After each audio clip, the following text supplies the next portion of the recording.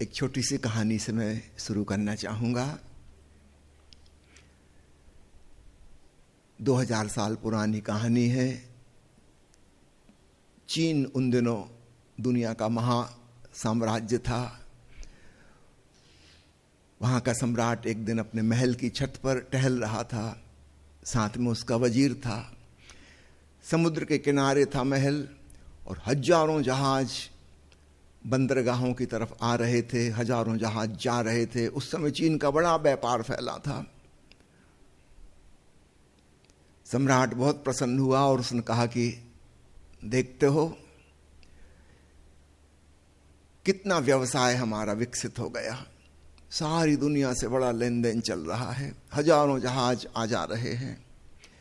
वृद्ध मंत्री ने कहा कि सम्राट, मुझे तो कुल 4 ही जहाज दिखाई पड़ते हैं। युवा सम्राट ने कहा, तुम्हारी आंखें धुंधली हो गई वजीर, हजारों जहाज हैं। वजीर ने कहा, आंखें धुंधली नहीं हो गई, अब मैं गहराई से देख पाता हूं, कुल मिला के 4 ही जहाज हैं। कुछ लोग हैं संपत्ति कमाने जा रहे हैं, कुछ लोग हैं शक्ति अर्जित करने जा रहे हैं, कोई ज्ञान और बुद्धि और जानकारी एकत्रित करने जा रहा है, और कोई अपनी प्रीति के संबंध बढ़ाने जा रहा है। धन, पद, काम, ज्ञान, ये 4 जहाज हैं बस।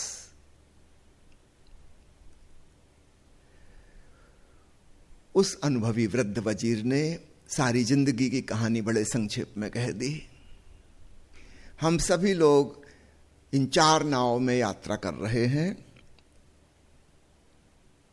किसी की एक यात्रा, एक नाव प्रमुख होती है, किसी की दूसरी, किसी की तीसरी, किसी की चौथी, किसी की कॉम्बिनेशन वाली होती है। कोई लोग कुछ समय के बाद नाव बदल लेते हैं। धन कमाते कमाते थक गए, उनको लगा चलो अब चुनाव लड़ लें। संपत्ति को देख लिया, कुछ रस नहीं आया।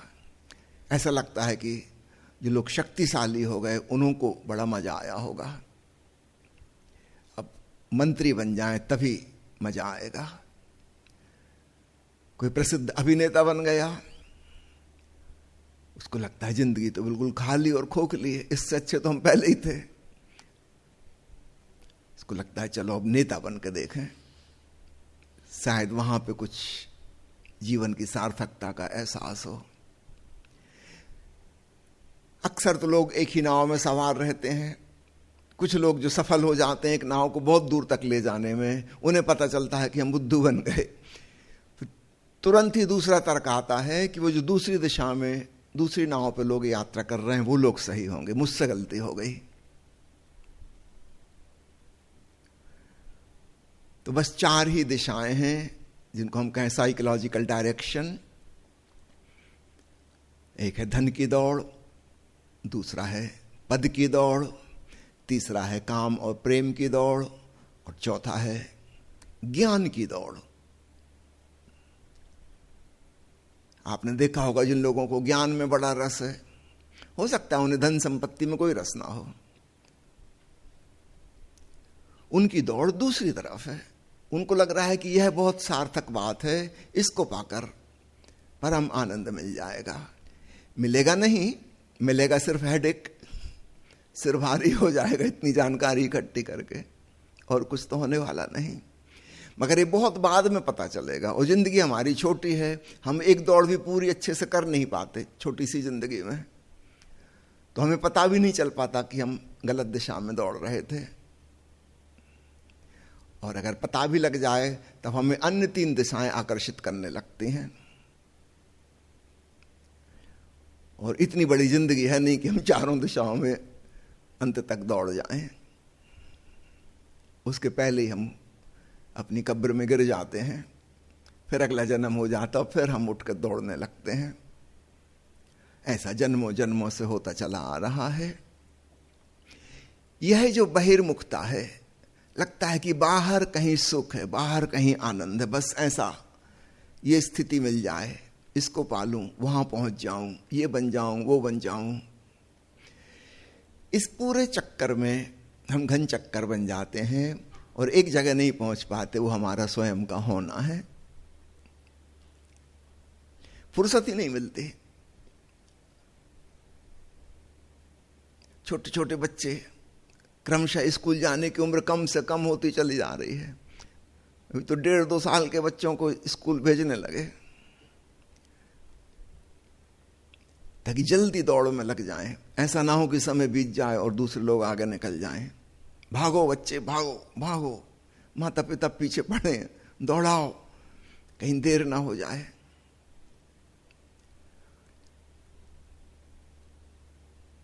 सावधान। संत कबीर कहते हैं, घूंघट के पट खोल तोहे पिया मिलेंगे।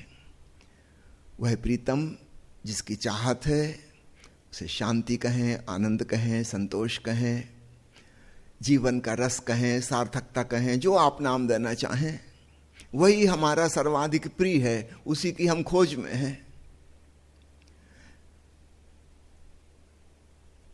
घूंघट के पट खोल, जब सदगुरु ओशो ने इसकी व्याख्या की, उन्होंने बड़े ही सरल शब्दों में कहा वो घूंघट क्या है। मुख्य रूप से 3 प्रकार के घूंघट हैं। पहला घूंघट है शारीरिक व्यस्तता। हम हमेशा कुछ ना कुछ करने के लिए ऑक्यूपाइड हैं, हमेशा व्यस्त हैं, बिजी हैं, कुछ क्रियाकलाप में लगे हुए हैं, हमेशा कुछ संलग्न हैं।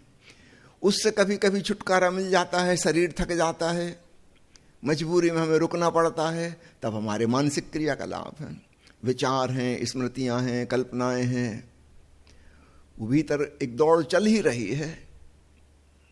शरीर थक गया, सो गया, वो विचार भीतर सपनों को जन्म दे देंगे।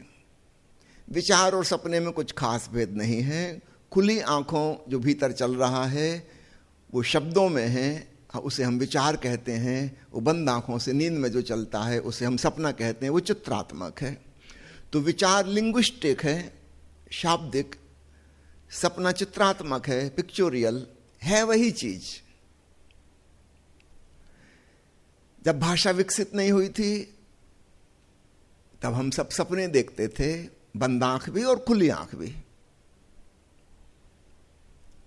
खुली आंख में थोड़ा डिस्टरबेंस हो जाता है, बाहर की चीजें भी नजर आती हैं, तो भीतर का सपना उतना मजबूत नजर नहीं आता। आंख बंद हुई कि भीतर सपने की निरंतर धारा बह रही है। कि जब से भाषा विकसित हो गई, कम से कम 10,000 साल तो हो गए, धीरे धीरे हमारा चेतन मन शब्द सीख गया, भाषा सीख गया। तो जब हम होशो हवास में हैं तो यह चेतन मन चलता है, जहां हम नींद में गए हमारा अवचेतन मन चलता है। अवचेतन मन में कोई भाषा नहीं है, वो पशु पंछियों जैसा है। Pictorial memory, pictorial projection. तो विचार और स्वप्न में कोई खास भेद नहीं है। तो शरीर थक जाता है तो मन चलता रहता है, ऑलवेज ऑक्यूपाइड। इसके और भीतर तीसरा घूंघट है, वह भावनात्मक, वो और गहरा है, काफी अचेतन में है। जब सभ्यता, संस्कृति, शिक्षा, भाषा कुछ नहीं जन्मी थी, तब भी भावनाएं तो हमारे अंदर थीं। एक छोटा बच्चा है, अभी वो सभ्य नहीं है, सुसंस्कृत नहीं है, भाषा नहीं आती, कोई शब्द उसको नहीं आता, लेकिन भाव तो सारे हैं। उसको भी गुस्सा आता है, उसको भी ईर्ष्या होती है, उसमें भी पकड़ की भावना है, मालकियत की भावना है, द्वेष की भावना है। कोई दूसरा बच्चा उसके खिलौने से खेलने लगे, धक्का मार के उसे गिरा देगा, अपना खिलौना छीन लेगा। अभी उसको पता नहीं कि इसका नाम खिलौना है। ईर्ष्या और द्वेष तो पूरा मौजूद है। छोटे छोटे बच्चों की हरकतें देखें, आपको समझ में आ जाएगा कि आतंकवाद किसी को सिखाना नहीं पड़ता, वो तो सीखे हुए आए हैं। अभी उतनी ताकत नहीं है, बड़े होके फिर ताकत आ जाएगी, फिर हंगामा मचाएंगे दुनिया में। गुण सारे मौजूद हैं। शरीर जरा कमजोर है, बस इंतजार कर रहे हैं जरा शक्तिशाली हो जाए, फिर मजा चखाएंगे। और जितना उनसे बन सकता है वो बचपन में भी चखा ही रहे हैं मजा। मेरे ख्याल से वो 2-2.5 साल में जो बच्चों को स्कूल भेज देते माँ बाप, इसलिए भेजते हैं कि आतंकवादी जितनी देर बाहर रहे, घर में कुछ तो शांति रहे, कैसे इससे छुटकारा हो। ये 3 घूंघट हैं, शारीरिक व्यस्तता, मानसिक व्यस्तता और हार्दिक अर्थात भावनात्मक व्यस्तता। एक ऊपर ऊपर से स्थूल है, हम सबको दिखाई देती है। दूसरी जरा सूक्ष्म है, भीतर से हम ही जान पाते हैं। तीसरी और भी बारीक, कई बार हमको भी नहीं पता चलता। आपके अंदर क्रोध सुलग रहा है, जरूरी नहीं कि आपको पता चले, जब तक धुआं बाहर ना निकलने लगे, अर्थात आप उल्टा सीधा बोलने लगो और आग ही ना लग जाए, लपटे ना लग जाए। जब दूसरे को पता चलता है कि अरे आप इतने गुस्से में हो, तभी आपको भी पता चलता है कि गड़बड़ हो गई। लेकिन भीतर भीतर ये चिंगारी कहाँ सुलग रही थी, कुछ पता ही नहीं चलता। बड़ा सूक्ष्म बारीक मामला है। तो भावना विचार से भी ज्यादा बारीक। ओशो कहते हैं ये 3 घूंघट हैं जिनके अंदर तुम्हारी अंतरात्मा छुपी हुई है, तुम्हारा चैतन्य छुपा हुआ है। और चूंकि उस चैतन्य की ही ऊर्जा से ये सब चल रहे हैं, तो उसकी ऊर्जा लगातार इनमें व्यस्त रहती है। और जब ये तीनों तल पे थकान हो जाती है, तब तुम बेहोश होकर सुसुप्ति में चले जाते हो, क्योंकि अब ऊर्जा ही नहीं बची, चेतना सुसुप्त हो जाती है। तब भी उसका पता नहीं चल पाता, उसका होना ना होना बराबर है। गहन मूर्छा में खो गए।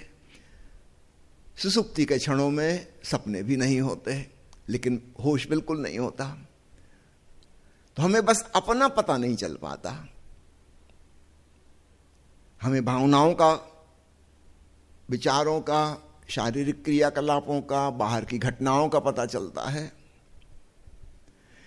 तो बाहर है हैपनिंग, फिर डूइंग, फिर थिंकिंग, फिर फीलिंग, और सबके अंदर है हमारी बीइंग। तो उसका भर एहसास नहीं हो पाता, क्योंकि ऐसा समय नहीं आता कि हम अनऑक्यूपाइड हों, खाली, शिथिल और ऊर्जा से भरे हुए। अगर ऊर्जा चुक गई तो फिर पता नहीं चलेगा, हम गहरी नींद में चले जाएंगे। तो ध्यान का अर्थ है एक ऐसी अवस्था निर्मित करना जहां हम ऊर्जावान हैं, अलर्ट हैं और कर कुछ नहीं रहे, थोड़ी देर के लिए बिल्कुल निष्क्रिय। No physical activity, no mental activity, no emotional activity. भक्ति भी नहीं, प्रार्थना भी नहीं, पूजा भी नहीं, कुछ भी नहीं, बस अपना होना। ओशो के प्रवचन में मुझे एक कहानी बहुत प्रिय लगती, अक्सर मैं कहता हूं, हो सकता है आप भी सुन चुके हो, फिर से सुन लीजिए। जापान के एक जैन फकीर के बारे में है। वो पहाड़ की एक चोटी पर खड़ा हुआ था और नीचे जंगल के रास्ते से 3 युवक प्रातः भ्रमण को निकले थे। उनमें आपस में चर्चा होने लगी कि वो साधु वहां खड़ा होकर क्या कर रहा है। एक ने कहा कि हो सकता है जैसे हम मॉर्निंग वॉक को निकले हैं, उसके संगी साथी भी उसके साथ निकले थे, वो किसी कारण से पीछे रुक गए हैं, उनका इंतजार करता है। दूसरा बोला कि नहीं, ऐसा तो नहीं लगता कि किसी की प्रतीक्षा कर रहा है। ये पीछे मुड़ के देखता, ये चुपचाप खड़ा है, मुझे लगता है कि इसके आश्रम के मठ के कोई गाय भैंस, कोई जानवर जंगल में खो गए, रात को कल वापस नहीं लौटे, उनको खोज रहा है ऊपर से खड़े हो गए। तीसरा बोला जो कुछ खोजबीन करता वो यहां वहां मुड़ के देखता, ये बिल्कुल स्थिर खड़ा है और मेरा अनुमान है कि उसकी आंखें भी बंद हैं। मेरा अनुमान है कि सुबह के इस ब्रह्म मुहूर्त के क्षण में ईश्वर से कुछ प्रार्थना कर रहा होगा, कुछ याचना कर रहा होगा। उन तीनों में विवाद छिड़ गया। अंततः वे उस साधु के पास पहाड़ी पर चढ़ के पहुंचे और उससे पूछा कि आप क्या कर रहे हैं। उसने कहा कुछ नहीं कर रहा हूं, बस हूं। ये तीनों कहने लगे ये कैसी विचित्र बात। उन्होंने अपने अपने ओपिनियन बताए। एक ने कहा आप किसी की प्रतीक्षा कर रहे हैं, किसी संगी साथी की। उस साधु ने कहा, जब हम सन्यासी हुए तभी हम समझ गए कि कोई संगी साथी है नहीं, हो नहीं सकता। हम अकेले दुनिया में आए, अकेले यहां से जाना, सब संग साथ भ्रांति है। नहीं, मैं किसी का इंतजार नहीं कर रहा हूं। दूसरा खुश हुआ युवक, और उसने कहा कि फिर आप कुछ जानवर को खोज रहे हैं, आपके मठ या आश्रम के कोई गाय भैंस इत्यादि। उसने कहा, मेरी कोई गाय भैंस, कोई घोड़े गधे कुछ नहीं है, मेरा बस मैं ही हूं। ये बात खूब अच्छे से समझ में आ गई है। मैंने हर चीज पर आधिपत्य जमाना छोड़ दिया है, क्योंकि वो संभव ही नहीं है।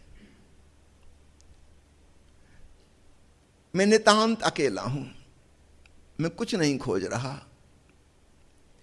तीसरे ने कहा, तब तो मेरी बात पक्की है, आप ईश्वर से कुछ मांग रहे होंगे। वो साधु हंसने लगा, उसने कहा, पागल हो गए, ना ऐसा कोई ईश्वर है जिससे कुछ मांगा जा सके, और हो भी तो मेरे भीतर ही कोई याचना नहीं रही, भिखमंगापन नहीं रहा। एक तो ईश्वर है ही नहीं, तुम जैसा समझते हो वैसा वाला, और अगर हो भी तो भी मैं प्रार्थना नहीं करूंगा। मेरे भीतर कोई मांग ही नहीं है, मैं तो धन्यवाद से भरा हूं। जो मिला है वो इतना ज्यादा है, जरूरत से ज्यादा है। वो तीनों हैरान हुए। उसने कहा, फिर आप खुद बताएं, आप क्या कर रहे हैं? साधु ने कहा कि कुछ करना जरूरी है क्या? हम जिस वृक्ष के नीचे खड़े हैं, लगता है 200-300 साल पुराना वृक्ष होगा। बताओ, ये 300 साल से क्या कर रहा है? किसी की प्रतीक्षा, किसी की प्रार्थना, किसी की तलाश।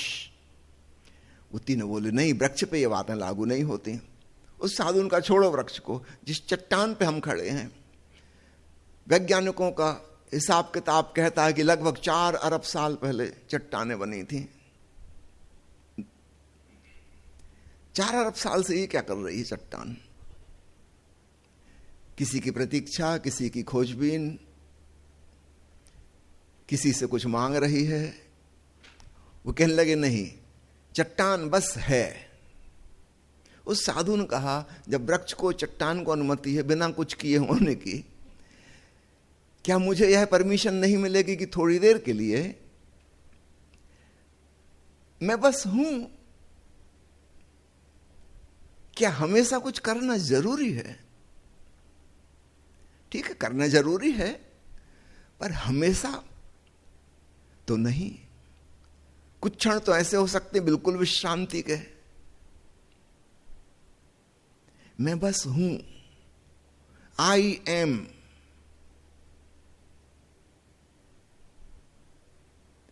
अत्यंत महत्वपूर्ण सूत्र की तरफ उसने इशारा किया। उसने ये भी नहीं कहा कि ध्यान कर रहा हूं, नहीं तो फिर भ्रांति पैदा हो जाती कि ध्यान कोई क्रिया है और ये सज्जन खड़े होकर कुछ कर रहे हैं।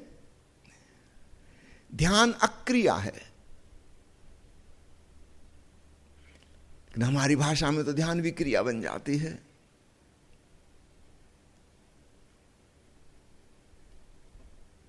ध्यान अक्रिया है, निष्क्रिय जागरूकता है। यह ख्याल बना रहे, आत्मस्मरण में लौट आना बिल्कुल आसान है।